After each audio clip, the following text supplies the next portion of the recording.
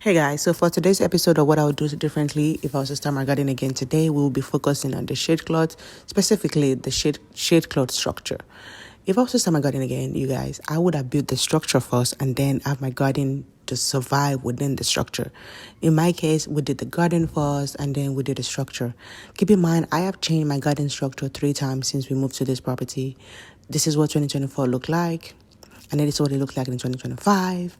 And in 2026, this is what we have now. In my defense, I have expanded this garden like 4 times. So because of that, I had to make up for the expansion by changing the structure as well. But if I know what I know now that, okay, I'm going big, I will have built the structure from the get-go. I have everything perfectly laid out. I have some handyman come in or have my husband built it. And then I had make my garden stay within the boundary of what my structure will have been. But now, unfortunately, we are having to work around the raised bed, which can be a safety concern depending on how you have where the raised bed is by the time that you're trying to do the structure.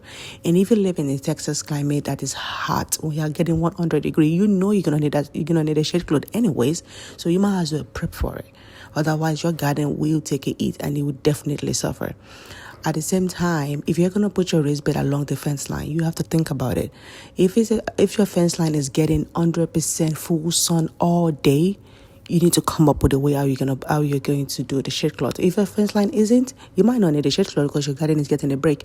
But in my case, my garden is getting full sun all day. Like I literally chose the wrong spot. But anyways, I'm using 40% shade cloth, but I don't think that's enough. So next year I'm moving to 60 or 70%.